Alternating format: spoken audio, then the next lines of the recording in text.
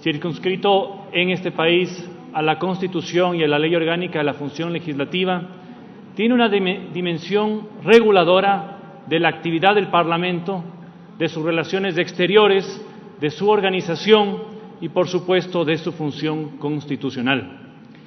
Tiene también una dimensión sociológica en las interrelaciones sociopolíticas con los demás poderes del Estado, los partidos políticos, los individuos y la sociedad civil.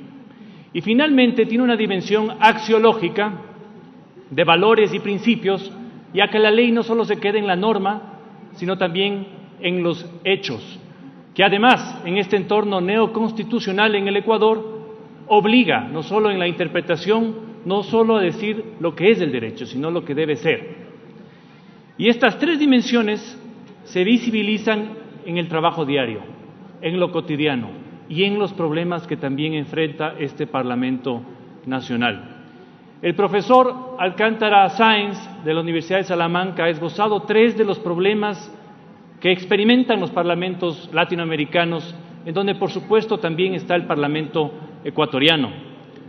Una baja capacidad de reacción política frente al Ejecutivo, con mucha discrecionalidad, que en un régimen presidencialista es aprovechada precisamente por el Ejecutivo y que lo hemos vivido en estos meses, especialmente con el uso y el abuso de la figura del veto presidencial.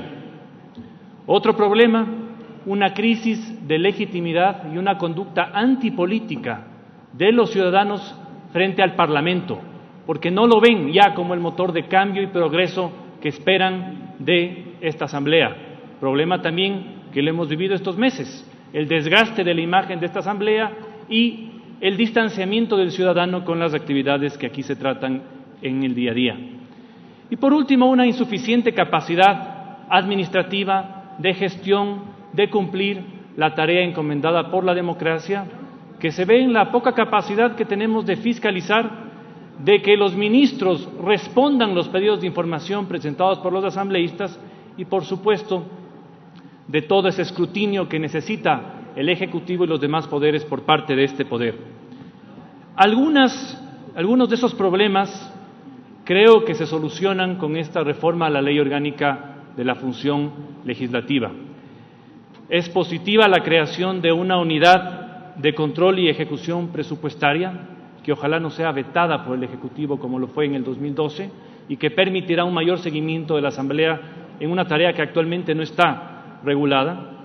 Normas relativas al CAL, a la ausencia del presidente de la Asamblea y qué pasa con las vicepresidencias, en ciertos casos también de las ausencias de asambleístas, aunque bien vale aquí discutir la diversidad de tipos de ausencias que se dan en la Asamblea y cuál es la respuesta que tiene que dar frente a aquellas ausencias, ya sea por un proceso o por cualquier otra causa. Normas claras respecto del número de voluntades que se requieren para una u otra decisión legislativa. Temas que considero esenciales, que en el primer debate se traten los informes de minoría, que actualmente ni se leen en el Pleno, expresiones también de democracia que necesitan ser conocidos por los asambleístas porque es un insumo más el momento de deliberar y, por supuesto, votar sobre un aspecto u otro. Reformas al segundo debate, limitar el poder del ponente, que todos los cambios sean cantados y que se presenten en detalle frente a los asambleístas, que ya no hayan esos cambios faltando 5 minutos antes de la votación para ver quién logra revisar un PDF de 70, 100, 150 hojas en menos de 5 minutos.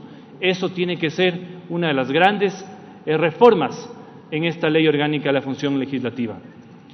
Otro tema importante e interesante, que se puedan constituir bancadas legislativas posteriormente a los 2 años de iniciarse la legislatura.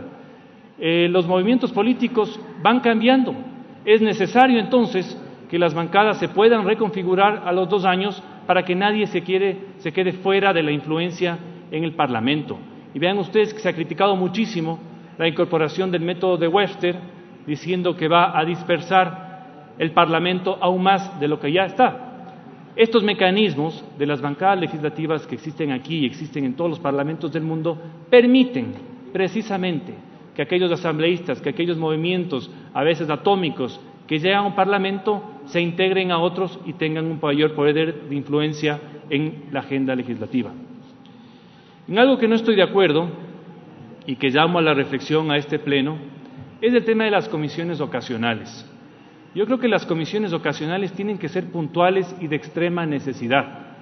Fácil es para cualquier asambleísta justificar la existencia de una comisión ocasional, pero la demora que experimentan las comisiones permanentes por la preocupación que dedican los asambleístas a las comisiones ocasionales es lamentable. Además, porque hay un tema específico, quizás de mayor interés para un asambleísta, que es lo que se trata en la comisión que fue designado en un principio. Yo creo que esto tiene que ser aún más regulado y se debe impedir la proliferación de comisiones ocasionales. Estoy de acuerdo en que la comisión de fiscalización sea permanente. Es necesario que esa función de este Parlamento tenga asambleístas que permanentemente estén deliberando, investigando y discutiendo temas relacionados con la fiscalización. Los cambios, entonces, señores asambleístas, señor presidente, no se tienen que quedar únicamente en la Ley Orgánica de la Función Legislativa. Esta asamblea y las que vengan, que espero que se llamen congresos, porque aquella novelería de los jacobinos franceses, copiada por los jacobinos chavistas de llamar la asamblea, tiene que terminarse. Esta asamblea tiene que usar los métodos también constitucionales, de cambio constitucional, que ya se están ventilando algunos, para retomar su función primigenia.